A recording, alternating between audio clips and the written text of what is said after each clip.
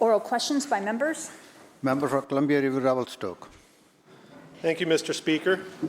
This government's so-called reconciliation agenda has been an abysmal failure wrapped in a cloak of secrecy.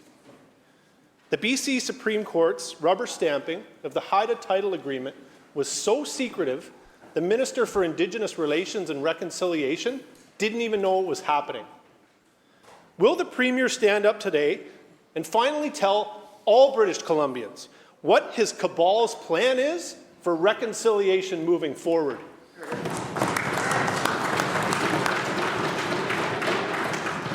Minister of Indigenous Relations and Reconciliation.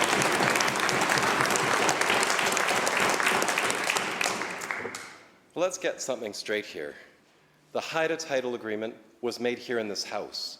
We debated it. We went clause by clause. I don't know, maybe the member forgot that he was here. But we actually talked about the issues right here in the House. We debated it. Well, the Leader of the Opposition was here, and in fact, I seem to remember him saying very particular about the Haida title agreement. He supported it at first, and then he ran in the other direction once he heard what One BC had to say about it. He said... Members,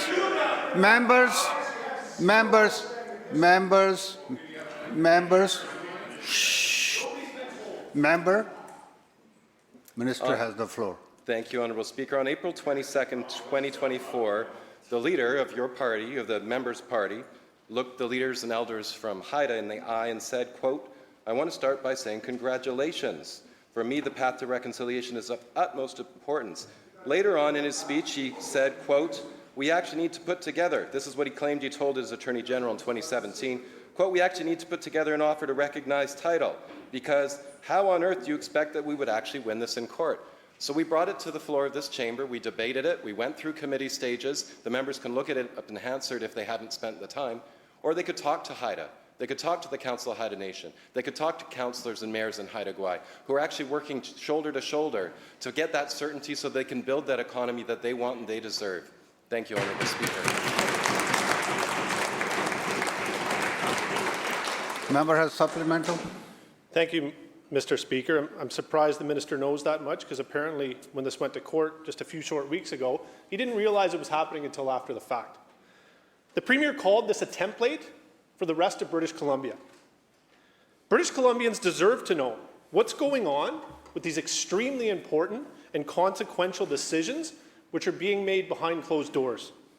To the Premier, whether it's the island, the Sunshine Coast, the Northwest, or anywhere else in this province, what secretive deal will be announced next that the public won't be made aware of until it's done?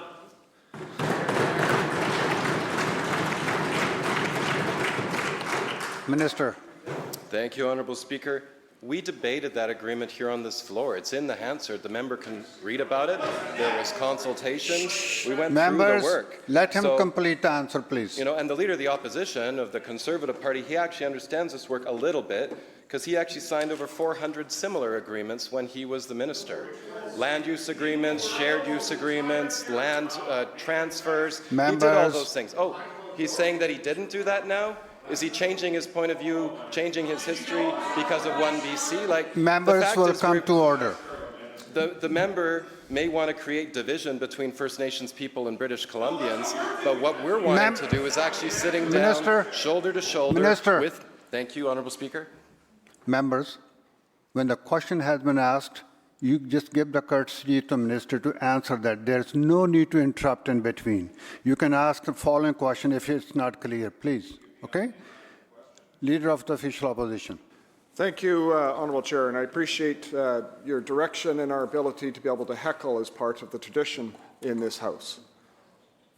The Cowichan tribes... Member, before you start, Chair is not stopping you heckling. All I'm saying is do it in a way, in a respectful way. When one person is speaking, other one should stay quiet. Yes, I agree entirely, Mr. Speaker, but heckling, of course, is a tradition being here for a long time. Thank you, Mr. Speaker.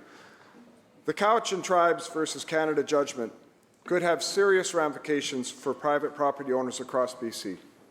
Legal experts from across the field have been clear that the province must argue extinguishment where fee title has already been granted.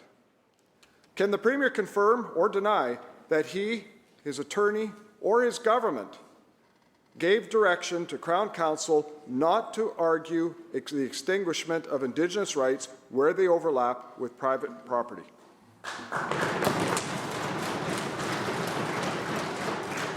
Attorney General.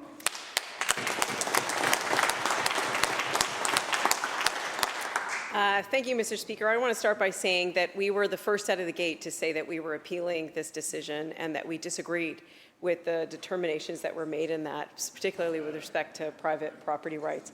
We are, since then, getting a coalition of people together to address the issues that were in that case. Mr. Speaker, I can't stand before this House and talk about confidential issues that were addressed, but I just want to assure people that we're taking this matter seriously, and that our instructions were to uphold and defend property rights. Thank you. Member has supplemental. Yes, thank you, Mr. Speaker. Well, clearly, if you listen and if you read the court case, the government did not argue the protection of private property rights or the extinguishment of Indigenous rights. So I find it interesting, the argument being made. But here's another thought that I find quite interesting. When we as the opposition sent a letter to the federal government asking this to be put to the Supreme Court as a reference question, the response by the Premier, as well as federal ministers, was that we were fear-mongering. The interesting thing is, Mr. Speaker, and I quote from the letter we sent, I quote, "significant uncertainty that this judgment has for private land ownership in Canada," end quote. That's the argument we put forward. And a quote from the Attorney General. I quote, "This ruling could have significant unintended consequences for fee simple property rights in British Columbia," end quote. We're called fear-mongering. It's the exact same words that the Attorney General. So perhaps the Premier could clear, by calling us fear-mongering for raising this issue, is he also calling the Attorney General fear-mongering for raising the same issue? Hear, hear. Attorney General. Thank you, Mr. Speaker. Over here on our side of the House, we take issues seriously and we have a considered approach to responding to the needs of British Columbia. The decision was 800 pages long. We have a team of lawyers that are poring over it and considering all of the legal aspects of it and making it clear what our views are on that decision, and I've done that, and so has the Premier.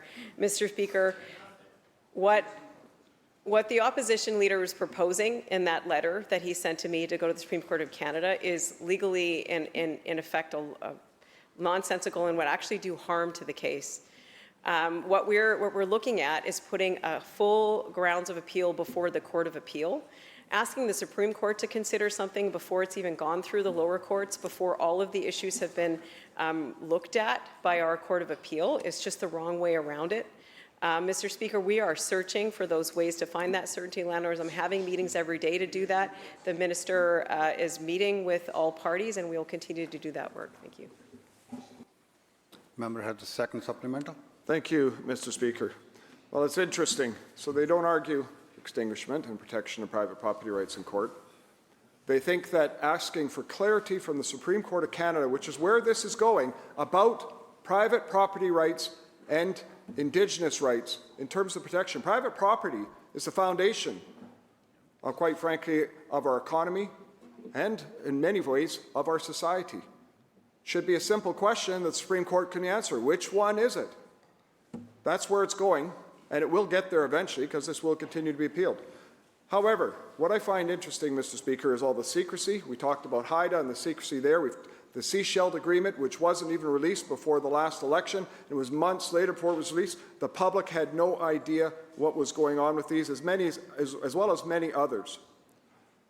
This House, this Premier, and this government is continuing to keep people in the dark.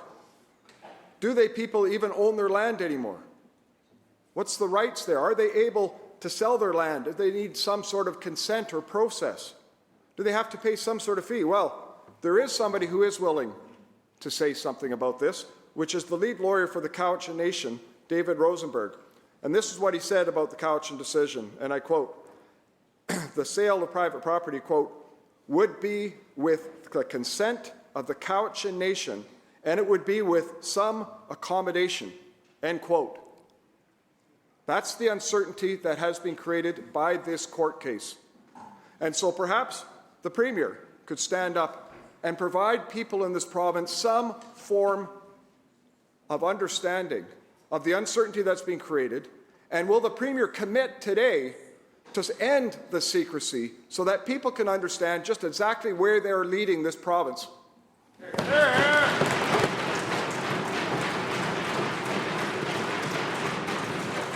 Attorney General.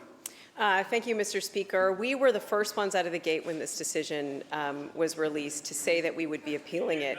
We've been out there meeting with all parties to get a coalition to understand how we can approach this Court of Appeal decision, or the Court of Appeal, and approach an appeal. We're working hard every day because we want British Columbians to know that we will stand up for their private property rights. We will seek reconciliation with First Nations, and we will find that pathway forward. Mr. Speaker, it's not new that cases in British Columbia have come up to the court and affected the work of the province, even when the leader of the opposition was in government. These cases came forward, and our job as government is to bring people together, to figure out a resolution, and to move forward in a way that respects parties and brings the certainty that we need, and we'll continue to do that. Thank you, Mr. Speaker. House Leader of the Third Party. Thank you, Honourable Speaker. Treating housing as a commodity has turned homes into a retirement investment for the wealthy, not a right for all British Columbians. This is the legacy of housing policies in this province. Last month, the Union of BC Municipalities passed a resolution calling for a rights-based approach to housing, something already recognized at the federal level. New data shows nearly half of people experiencing homelessness in Metro Vancouver were evicted before losing their homes. You gotta say, the Bill 44 roosters are definitely coming home to roost. The government may say that rents have gone down, but you can't deny it's not nearly enough. And as we speak, eviction support services are unavailable because the residential tenancy branch is on strike, something the government could deal with and find a fair settlement so services to British Columbians could be delivered. So through you, Honourable Speaker, to the Minister of Housing and Municipal Affairs, what is this minister's excuse for not declaring housing a human right? Minister of Housing and Municipal Affairs.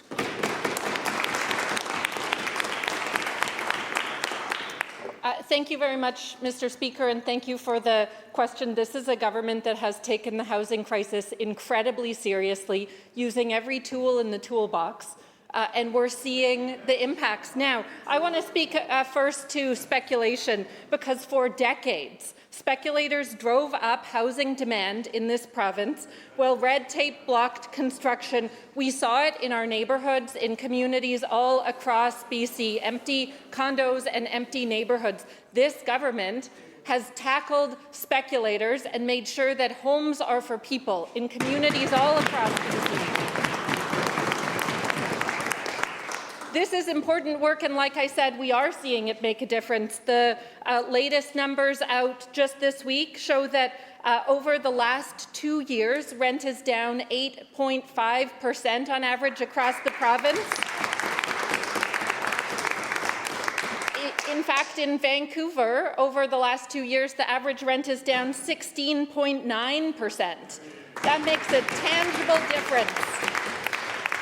tangible difference for folks all across this province, and we will continue to use every tool in the toolbox to continue to make housing more affordable and to ensure that homes are for people all across BC. House Leader, Third Party Supplemental. Thank you, Mr. Speaker. For decades, BC's wealthiest people, chief executive officers, presidents, and corporate millionaires have been deferring their property taxes on the public dime. They've avoided paying tens of thousands of dollars each year and instead borrowed from the taxpayers at rock-bottom interest rate, effectively earning more than what they owe in interest. This program was meant to help house-rich, cash-poor seniors stay in their homes, not millionaires in their mansions. This province has a record deficit, and this government wants us to think that cutting services and expanding fossil fuel extraction are the only methods to solve it. Instead of fighting for fairness, the government fights its own employees. So through you, Honourable Speaker, to the Minister of Finance, at a time of record deficits, when this government is tightening its purse strings for working British Columbians, why is this government allowing multimillionaires a break? And will the minister commit to closing this loophole? Minister of Housing. Thanks for the question. I absolutely agree that we need to make sure housing is not for profit and that we continue to prioritize homes for people across BC. I want to speak, in fact, to the work that we're doing to support renters in this province. In September, the annual rent increase was announced. We as a government have capped rent increases at inflation. While the opposition was in government, those rent increases were skyrocketing far beyond inflation, and we've seen the impact, and we've all heard the stories. As a government, we have also created the Rental Protection Fund to protect existing affordable rentals. We have expanded eligibility for the Rental Assistance Program, doubling the number of families. We continue to support those who are struggling with housing affordability while delivering more homes across this province in partnership with local governments, with the community housing sector, and with home builders. We'll continue to do that work to make sure that homes are affordable for people in every corner of this province. Leader of the Fourth Party. Thank you, Mr. Speaker. World-renowned child advocate Christopher Elston has informed us that a private gender clinic in Vancouver is performing double mastectomies on healthy girls as young as 14 years old. 14. Mr. Speaker, my question through you to the Premier is this: how can he possibly allow this to continue? Attorney General. Thank you, Mr. Speaker. I have to say this is another sad day in the BC legislature when Conservative politicians are trying to dictate what parents should be doing and decisions they should be making with love and support for their children. And we're picking on vulnerable children. Let me be clear about something. Health decisions, individual health decisions for kids are a protected right of parents to make with their doctor in the best interests of their children, not by governments and not by politicians.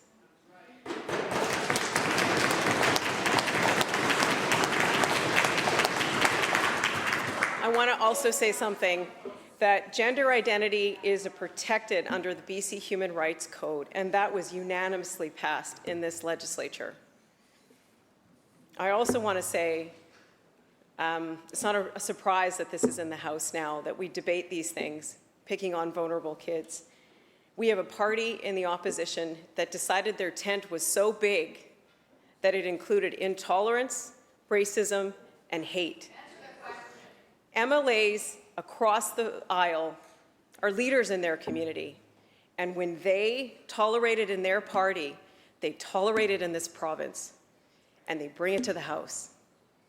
Mr. Speaker, we are a party that believes in human rights. We believe in defending the rights of all individuals to live a dignified life in this province and to be protected by our Human Rights Code. We believe that we shouldn't be picking on vulnerable kids and the decisions that their parents make with their doctors. Thank you, Mr. Speaker.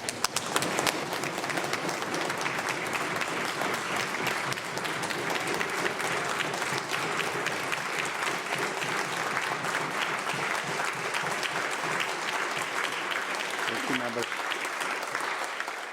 Member has supplemental. Yes, Mr. Speaker, thank you. Just this morning, I spoke with a father who's here today, who is fighting to protect his 8-year-old son. His boy was encouraged at school to believe he was actually a girl. Teachers used a new name and pronouns and kept it secret. Now, a psychologist is already discussing puberty blockers despite having never met the child. My question through you, Mr. Speaker, to the Premier: What do you have to say to parents who are justifiably enraged by the reality that under your direction, schools are transitioning children behind their backs? Attorney General. Thank you, Mr. Speaker. Spreading disproven conspiracy theories to spread fear and misinformation that targets vulnerable kids when those decisions should be made by their parents with the love and support that they provide them and the doctors. I think I've spoken before about how we really disagree with this type of politics. And we're really sorry that to all those people out there and the families out there that are going through this and supporting their loved ones, and the kids out there that are hearing this, I'm sorry.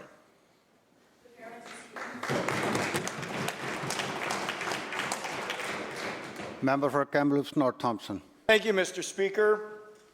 It's clear this government isn't meaningfully engaged local governments or stakeholders on the Heritage Conservation Act amendments. Last week, the former UBCM president even called them out. The minister fired back that she was wrong. Even the premier had to step in and extend consultation to try to fix this mess. And if there's one thing we know about the NDP, they love NDAs. So to the premier, if there's nothing to hide, why are you tying the hands of local governments and forcing them to sign NDAs?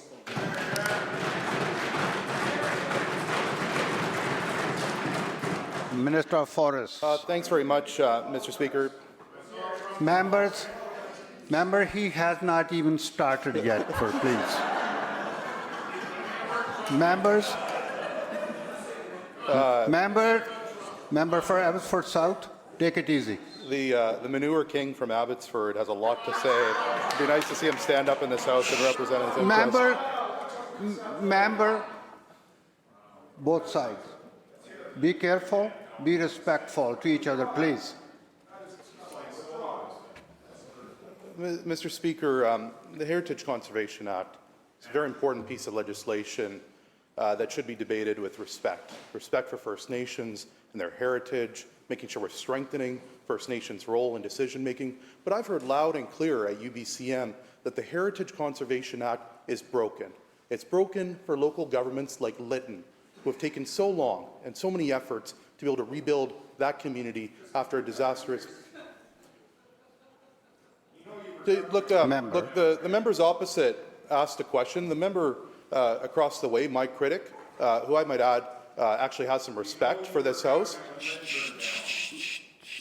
Please continue. Ask the question then. Member, stand up. This is a serious discussion, Mr. Speaker. Carry on. We have made it a commitment on this House to be able to transform the Heritage Conservation Act, transform it in a way that is going to speed up permits. On that side of the House, they are opposed to major projects. On this side of the House, we're going to build British Columbia, but we're going to do it in a way that meaningfully engages with First Nations, meaningfully engages with local governments, with industry. We welcome them to the table. We've extended the engagement. We're proud on this side of the House to be leading this engagement on this transformation. Member for Kootenay Rockies. Well, let's talk about stalling then. The self-imposed deadline from this government for the review of the mineral claims consultation framework has now passed. It's gone. Will the minister release that review today, yes or no?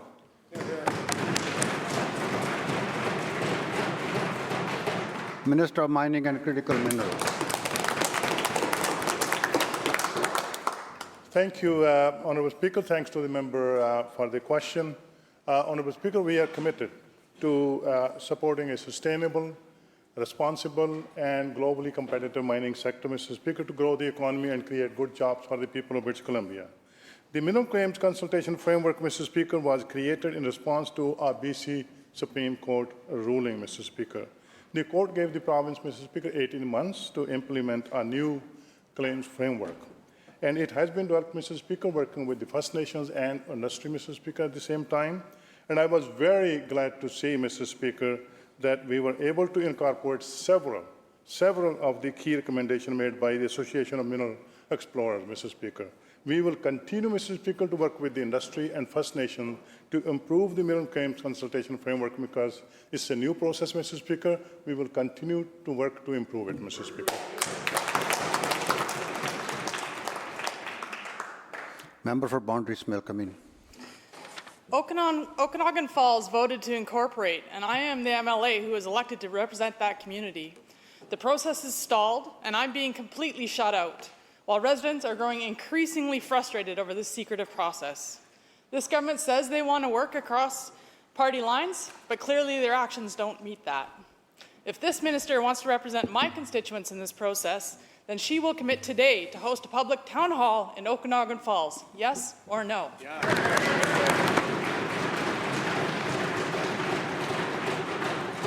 Minister of Housing. Thank you, Mr. Speaker, and thanks for the question. The community of OK Falls made it clear through a local referendum that they want to move forward with incorporation. This decision will be led by local decision-making. I have appointed a facilitator to support a productive path forward toward the incorporation of BC's newest municipality. A number of important decisions to be made ahead of the letters patent, and then the first municipal election in OK Falls, and those decisions including on boundaries and the name will be made by local decision makers. The regional district is actively involved with that facilitator, as is the local nation and community members' voices, and I'll continue to support that local process and look forward to finding good solutions, locally informed solutions, and incorporation, and then a local election during the general municipal elections next fall. Member for Surrey White Rock. Thank you, Mr. Speaker. Over 25,000 BCGEU members are on the picket lines. Every day, escalation grows. And you can actually, from this building, you can actually hear them on the streets, on the picket lines. You can see it everywhere. And which is their right to do. Let's be clear, that is their right to picket. Now, we know that the NDP caucus staff, they are represented by BCGEU. And we know that their contract has expired. But what we have not seen is anything from them in terms of work action. So my question is a simple one to the Premier. Has the Premier cut some kind of secret deal with the NDP caucus staff that is forbidding them from joining their brothers and sisters on the picket lines?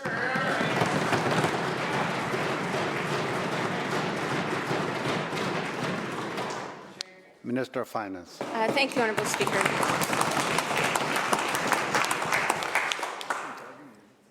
We, of course, respect the right of the BCGEU and all unions to take action. It's their hard-earned right. But we do, in fact, want to get back to the bargaining table. We have an offer that we've made to this union that keeps them whole with inflation. It also includes additional funds for the lowest paid workers that are part of this union and protects their benefits going forward. We look forward to getting back to the table. Member for Kamloops Centre. Thank you. Well, once again, not even close to an answer around the question, so we'll assume that means that the caucus staff is free to join their brothers and sisters on the picket lines if they choose. And again, Mr. Speaker, I want to be abundantly clear. This side of the House is not disputing for a second that the BCGEU or other public service workers have the full right to strike and take job actions. In fact, we're seeing escalating strike action daily in this province. The longest public sector strike in BC history is ongoing as we speak. So it's not unreasonable to think there is going to be further escalating job action, given that this minister was unable to find the negotiating table in the first 3 hours, that they were going to go back to the table. This government keeps saying the best place for a deal is at the negotiating table, but it's gotten to the point the GEU is now sent out a "Where's Waldo" meme because the government's nowhere to be found, Mr. Speaker. Now again, caucus staff are not exempt from picketing. Pickets can go up around this work site as well, which is the legislative precinct. The question, and we have Zoom rules, which are supposed to be for people that are ill and not able to attend in person, and that's really the spirit and the intent of Zoom. So the question for the government is this. Given that we're at the start of a 6-week legislative session, with 18 bills to try to deal with on behalf of the public, the possibility of escalating job action, which would see picket lines in front of this building as well, is the government prepared to have their cabinet ministers and their backbenchers cross the picket lines in front of this building if they get set up at the job escalation and still show up to work to actually do the people's work, or are they going to try to hide behind a Zoom screen for political expediency?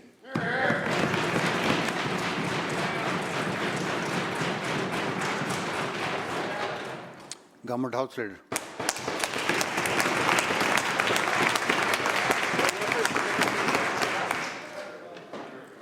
Thank you, Honourable Speaker. Thank the member for the question. If there's one thing I've noticed in the last few days, that this side of the House and our government has had no trouble showing up in this chamber to do their job.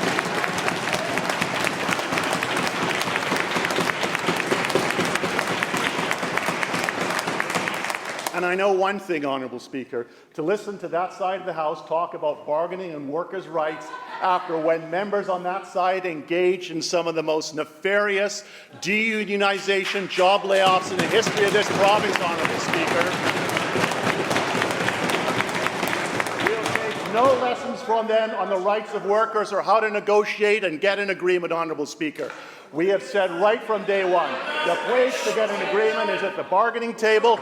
That's what this government is committed to. This government is committed to governing for British Columbians right across this province, and we will do that every single day. The bell ends the question period.